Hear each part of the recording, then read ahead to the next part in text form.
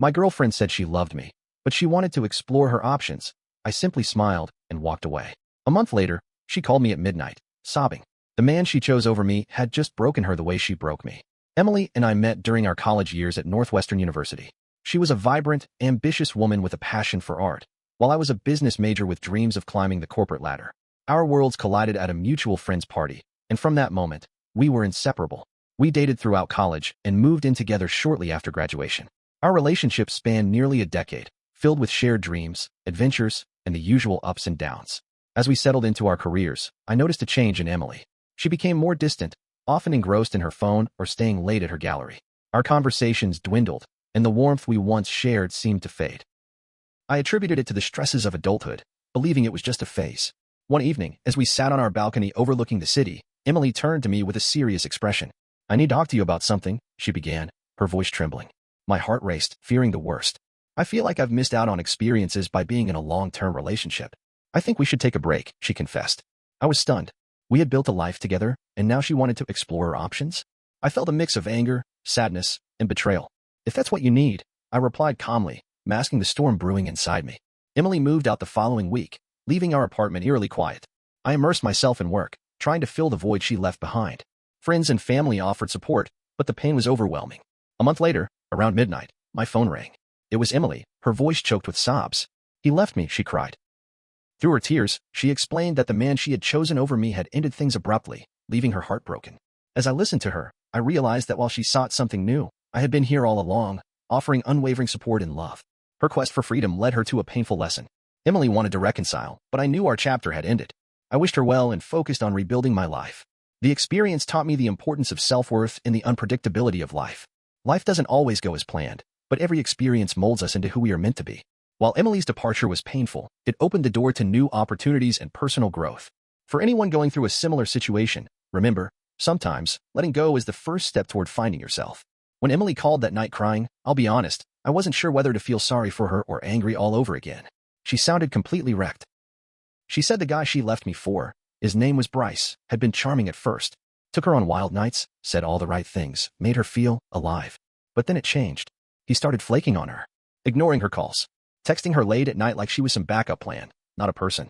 Then one night, he told her flat out he was seeing other people and didn't think they were a match, after all. I listened in silence. She cried harder, telling me she never stopped loving me and made the worst mistake of her life. I didn't say much, just sat on my couch staring at the wall with the phone pressed to my ear. She asked if we could meet. I told her I'd think about it. The next day, she showed up outside my building. I didn't give her my okay, she just came. She looked tired. Her hair was messy, like she hadn't slept. I let her in, more out of curiosity than anything. We sat on opposite ends of the couch like strangers.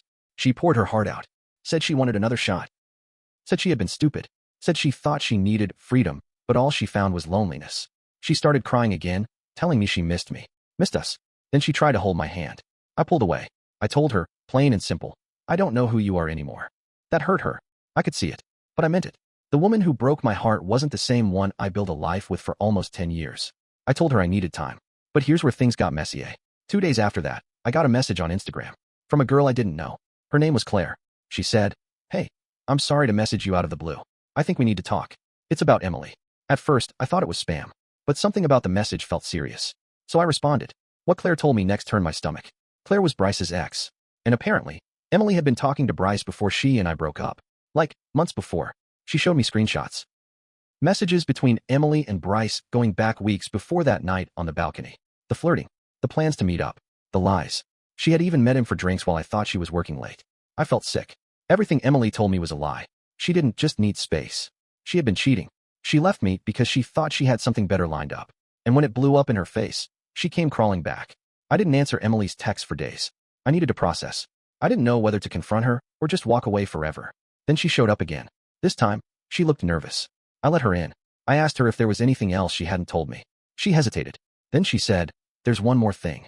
My chest tightened. She said she had something to confess. Something she had been hiding. She sat down, pulled out her phone, and said, "I'm late." I stared at her, not understanding. Then it hit me. She thought she might be pregnant.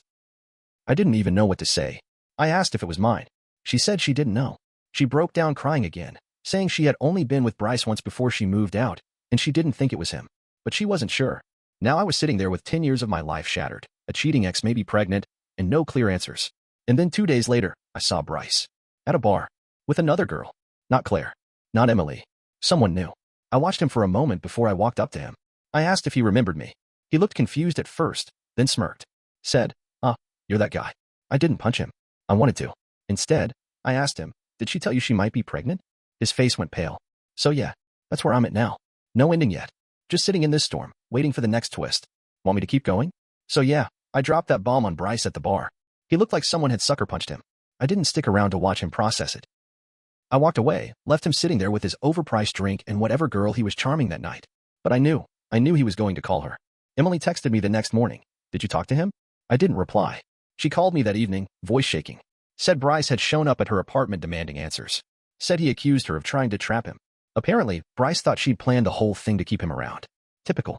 I asked her, well, is it his? She said she didn't know. Said she'd scheduled an appointment. Said she'd let me know. I didn't sleep that night.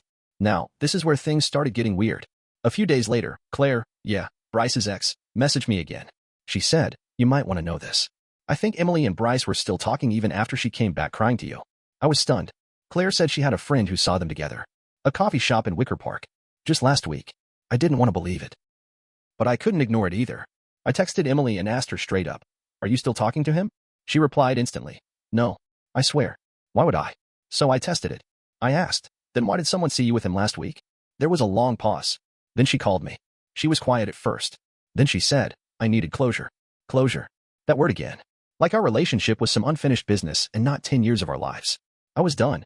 I told her we were finished. For real this time. That should have been the end. But nope. A week later, I got a letter in the mail. Handwritten. No return address. It was from Emily's sister. She said she was sorry for what her sister had done to me. Said she didn't agree with any of it. Then she dropped something heavy. Apparently, Emily had done this before. Years ago. With an old high school boyfriend. Same pattern. Long relationship, sudden change, cheated, cried to get back. Said she was lost. It was like reading a script. Word for word, the same behavior. Her sister said she wanted to warn me because she believed Emily was in some kind of cycle and she didn't want me caught in it again. I sat there with that letter in my hands for a long time. Then, about 3 days later, Emily texted me again. This time, she sent a photo. It was a sonogram. She said, it's real. I'm keeping it. No caption, no explanation of who the father was. Just that. And just like that, the pain I had shoved down came rushing back. I didn't know if I should block her, help her, run away, or call a lawyer. And that's still not even the last twist. 2 nights ago, I got a message from an old college friend. He said, hey, sorry this is weird, but have you talked to Emily recently? I said yeah, sort of. Asked why. I never said we were back together. I barely answered her texts. I asked him if she seemed okay. He said she seemed off. Like she was living in her own version of reality. Now I don't know what the hell to believe anymore. My name could be getting dragged into things I didn't sign up for. She could be lying to her family, our friends, and who knows who else. So now I'm sitting here, not knowing if I'm going to be a father, if I'm being manipulated, or if this whole thing is spiraling into something worse. I've started writing everything down. Dates, messages, screenshots, just in case. Because the truth is, I don't think this story is even close to over. And I've got a bad feeling the next twist is coming soon. The sonogram photo shook me up bad. I stared at it for what felt like hours. No caption, just silence after that one text. I didn't respond. The next day, I got a call not from Emily, but from her mom. I hadn't heard from her since Thanksgiving 2 years ago. She said, hey, I think we need to talk. Emily's not doing well. Apparently, Emily had been telling her family that we were working things out, that we were back together, that I was excited about the baby. I told her mom none of that was true. Silence on the other end. Then she sighed and said, I thought so. I'm sorry. That's when I knew it was time to confront Emily, face to face, once and for all. No texts, no half-truths, just the raw truth, no filter. I asked her to meet me at the same diner we used to go to every Sunday morning, back when life was still simple. She agreed. She showed up wearing a hoodie 2 sizes too big, no makeup, eyes puffy like she hadn't slept in days. She sat down quietly. I didn't even order food. I said, we're not back together. You know that, right? She looked down, then said, I know. I asked her why she told people we were. Why she sent me a sonogram with no context. Why she had lied over and over again. That's when the tearful confession came. She broke. She said she panicked. She said she didn't know how to lose everything at once. Said she missed me but also knew she didn't deserve me. That after Bryce dumped her, she felt like trash. And when she found out she was pregnant, she thought maybe she could fix it by just pretending everything was okay again. She said, I'm not even sure it's yours. I'm sorry.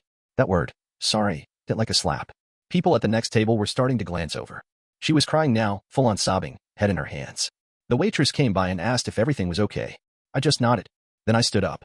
Quietly. I said, I loved you. I gave you everything. But you turned me into a backup plan.